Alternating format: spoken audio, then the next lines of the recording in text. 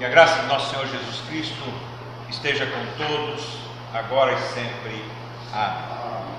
O Evangelho deste fim de semana diz: um dia Jesus estava orando num certo lugar. Quando acabou de orar, um dos seus discípulos pediu: Senhor, nos ensine a orar, como João ensinou os discípulos dele.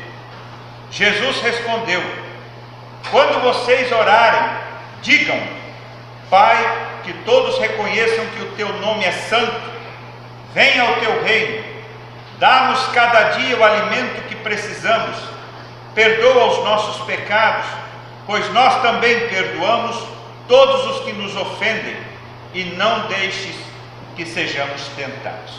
Palavras de nosso Senhor Jesus Cristo. Amém. Parece-nos que a oração é um dos mais badalados assuntos na vida espiritual de todos os humanos. Orar é o grande e principal recurso à mão de todos os seres humanos, cada um orando ao seu Deus ou à sua esperança de socorro, seja lá qual for. Pela oração, os seres humanos julgam que eles têm acesso ao socorro divino, e o socorro divino vai ajudá-los a lidar com a difícil realidade da existência humana. E isso não é privilégio só do cristianismo.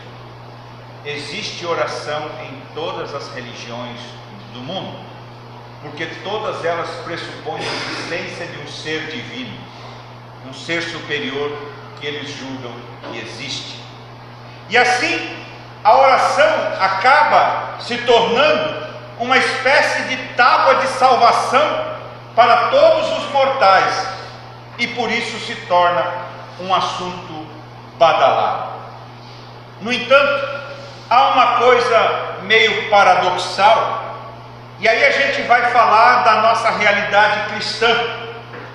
Ao mesmo tempo em que para nós orar é o grande e principal recurso às nossas mãos, as estatísticas apontam que nós oramos muito pouco, e quando oramos mal, é um vexame, como já dizia Tiago na sua carta no primeiro século da igreja. Então, se você acha que problema na oração é exclusividade do século 21, não, oração é um problema recorrente na vida cristã. Tiago diz: vocês não conseguem o que querem porque não pedem a Deus, e quando pedem não recebem porque os seus motivos são maus. Vocês pedem coisas a fim de usá-las para seus próprios prazeres. E aí revela-se a crise dentro deste badalado assunto que é a oração. E aí, quando a gente faz essa breve reflexão, a gente vai concordar numa coisa: é preciso repensar a questão da oração. Se é o grande e principal recurso que nós temos à mão, isso não pode ser esquecido, menosprezado, deixado de lado, tratado a menor. Orar e intensificar a vida de oração são de fato desafios permanentes na vida de todos nós cristãos. Aliás, nós devemos até louvar a Deus por sua misericórdia, porque se a nossa vida dependesse exclusivamente das nossas orações, seríamos as criaturas mais infelizes do mundo. As nossas vidas seriam ainda mais miseráveis do que são. Porque, convenhamos, é lamentável. Toda vez que se vai falar com a pessoa: você orou hoje? Só falta corar, porque é o nosso problema, é o nosso calcanhar de Aquiles. Por isso, louvado seja Deus que faz coisas até mesmo quando a gente não pede, porque a gente não se dedicou a orar, a gente não se colocou para orar. E Ele, como um pai amoroso, diz: esqueceu de novo. Vamos lá trabalhar por essa criatura. Vamos ajudar esse filho, porque se depender das orações dele, eu vou ficar aqui parado sem fazer nada. E a gente tem que dizer, parte disso do que eu falei é verdade. Meus irmãos, deixar de orar não é só um lapso. Deixar de orar é uma tragédia. E a gente fala isso baseado na teologia do profeta e do juiz Samuel do Antigo Testamento. O profeta Samuel insistiu muito para Israel não entrar na monarquia. Deixa a teocracia do tempo dos juízes, aquele livro bíblico. Deus falou, não põe rei no troço. Rei atrapalha, como de fato atrapalhou Israel. Samuel, porta-voz do Senhor, disse, gente, não põe rei. Aliás, em lugar nenhum pode ter rei. O ser humano não pode ser rei de nada. Mas Israel insistiu, queremos ser iguais às outras nações, queremos um rei. E tiveram um rei, e foi uma tragédia. Mas no seu discurso de despedidas, quando Samuel pela última vez tentava demover Israel da sua ideia, ele falou, tudo bem, vocês vão ter o rei. Deus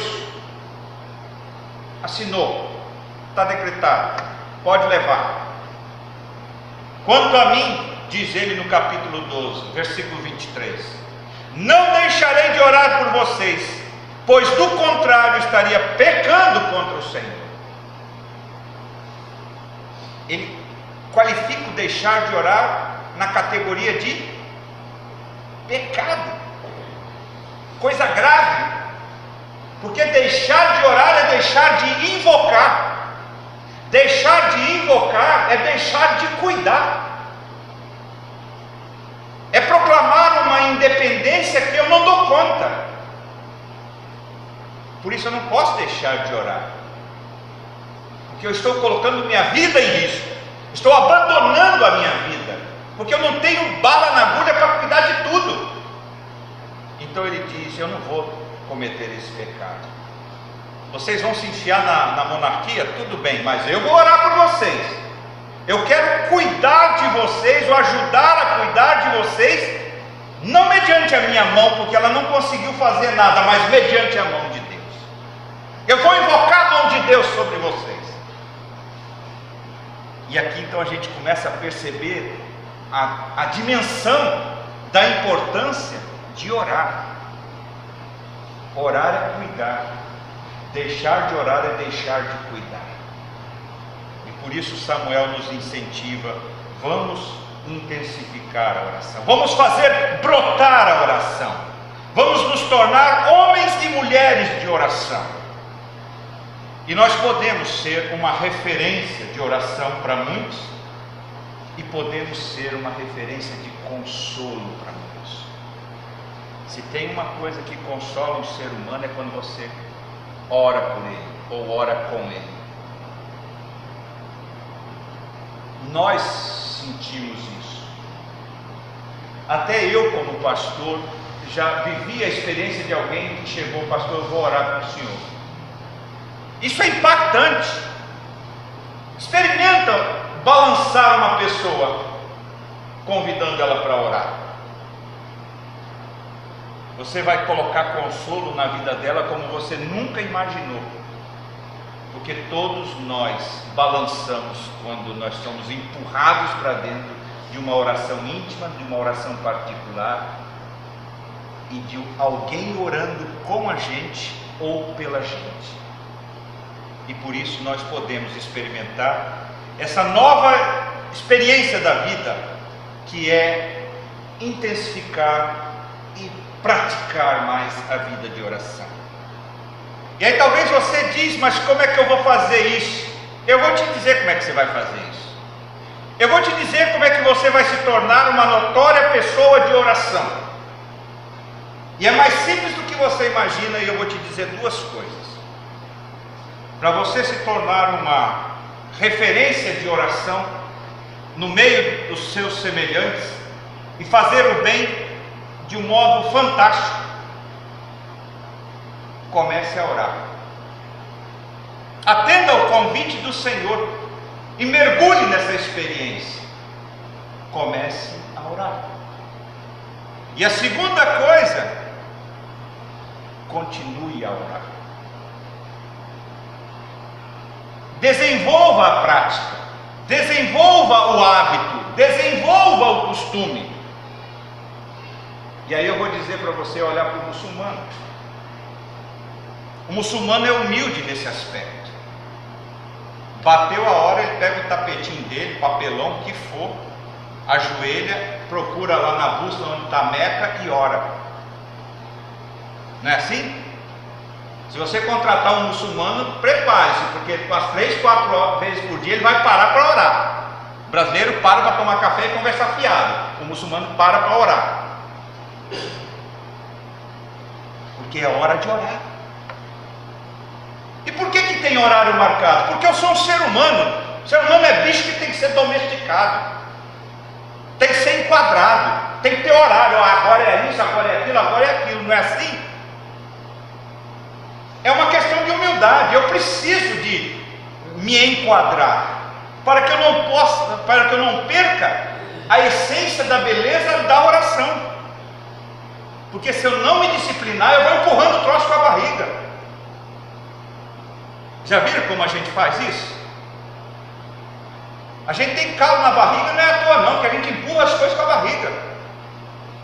Eu podia orar agora, não, eu vou orar depois. Mas você podia ler a Bíblia, não, eu vou ler depois. Vai no culto, não, eu vou domingo que vem. É uma bagunça. Por que é bagunça? Porque nós não conseguimos ser caprichosos na disciplina com as coisas espirituais. O apóstolo Paulo, ele fala disso em 1 Coríntios 9, 23 a 27, quando ele descreve o seu ministério. Ele fala que ele esmurra o corpo dele, o domina e o submete à escravidão para poder fazer o negócio, porque senão ele não faz. E nós somos craques em dar migué, rolando lero, né? Armando volta. Qualquer um desses personagens, se der para nós tiramos 10 na nota, porque nós somos humanos. O grande Daniel, quantas vezes orava Daniel por dia? Não é? Vamos cantar? Eu só sei a primeira linha. Daniel orava a Deus 3 vezes ao dia. Logo em tempo de aflição, Deus nos socorre. Vamos lá, Dona Isilda, a senhora sabe essa, né? É do tempo da Dona Isilda, né?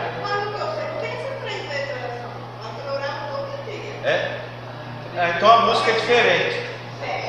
Esse autor aí, ele adulterou o texto. O texto de Daniel diz que ele orava 3 vezes ao dia. Quem é a favor de 3 vezes ao dia? Deixa para lá. Daniel era disciplinado.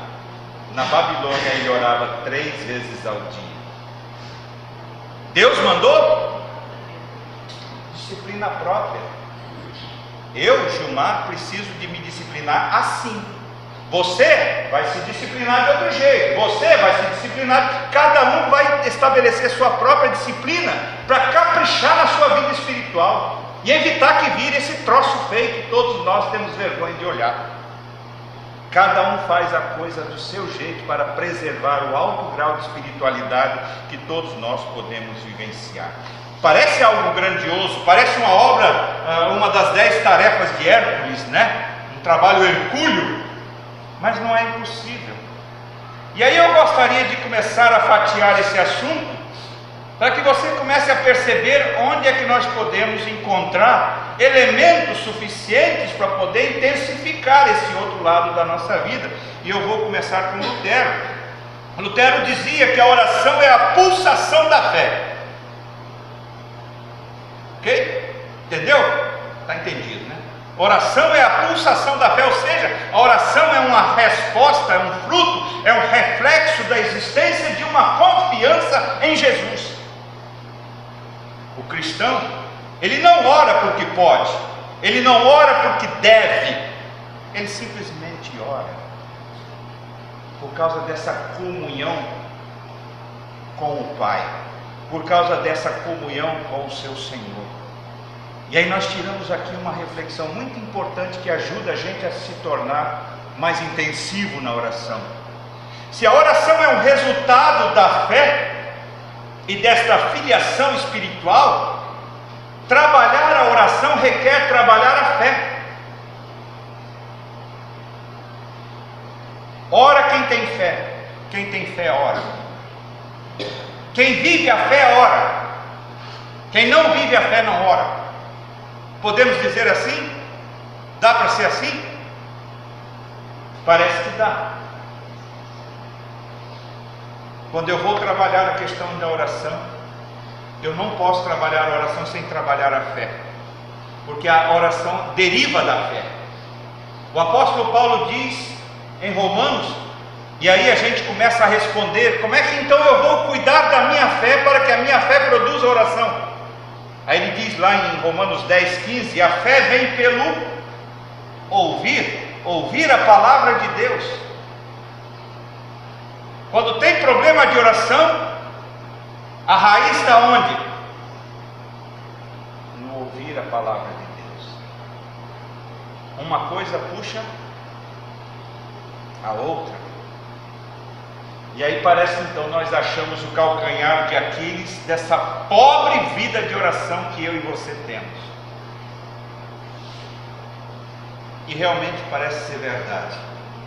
Se tem algo que nos faz abrir as bocas mais vezes em oração, este algo é a boca de Deus falando a nós, aberta diante de nós. É a Bíblia do Senhor aberta em nossas mãos, diante dos nossos olhos, e nós tendo contato com os grandes feitos de Deus e com as grandes promessas do Senhor, que, como disse o Salmo, estão no topo da lista de Deus.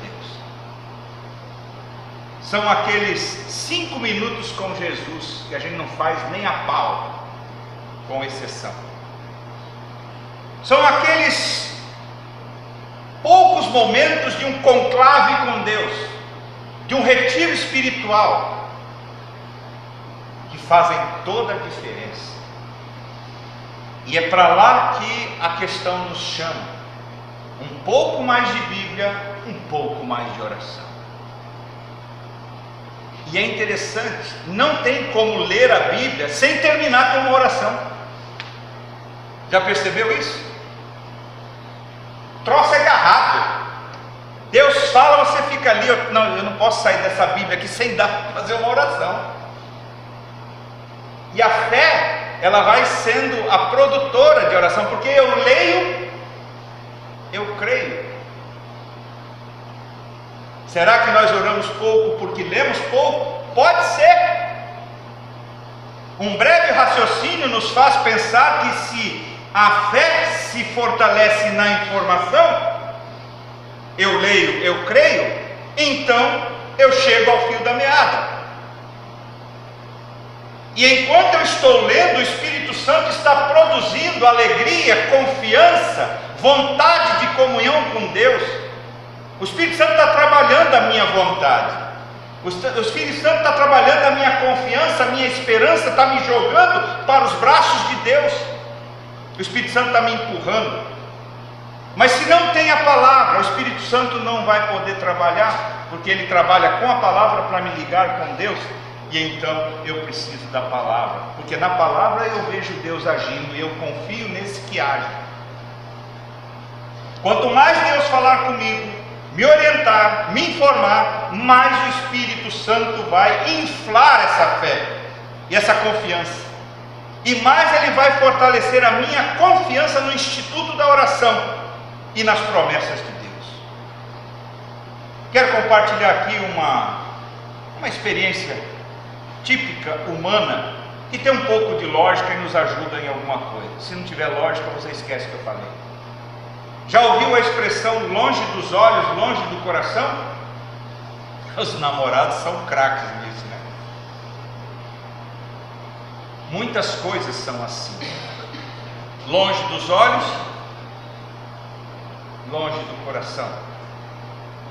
O que isso pode nos fazer pensar sobre a nossa relação espiritual de comunhão com Deus? Quanto mais longe Deus fica, mais ateu eu vou ficando, ou mais secularista eu vou ficando. Se eu não olho para Deus, eu olho para o material. Se eu não me lanço na confiança em Deus, eu me lanço na confiança do material. Por isso tem muita gente aí descendo o barranco abaixo. Não olha para cima, tem que olhar para baixo e tentar achar alguma coisa nas coisas materiais, e não acha. E quando acha, perde logo. Mas Deus é eterno, não se perde logo, não se perde nunca. E por isso, perto dos olhos, perto do coração. Faça essa experiência na sua vida. Quanto mais Deus fala comigo, mais íntimo serei, mais confiarei, mais orações farei e mais consolo oferecerei aos meus semelhantes. Por isso, termino essa mensagem dizendo a você e conclamando você: dê à sua fé o gostinho de ver Deus. Deixa a bichinha se encontrar com Deus. Deixa ela se aproximar de Deus. Não fica tirando ela. Não, agora não. Agora não. Agora não. Faz isso não. Não maltrata essa bichinha não. Porque é dela que você vai tirar a vida. É por ela que você vai viver. E é ela que Deus quer ver no dia que for acertar as contas com você. E se Ele vê que você confia nele, um abraço. Vem cá, vamos para a festa. Por isso, deixa a sua fé ver Deus. Deixa a sua fé se encontrar com o texto sagrado. E Deus vai aperfeiçoar essa espiritualidade. Vai fazer de você uma fera na oração. E vai fazer com que muita gente seja salva. Porque você sabe orar. E isso é bom. Amém. Nós vamos cantar o louvor agora na sequência.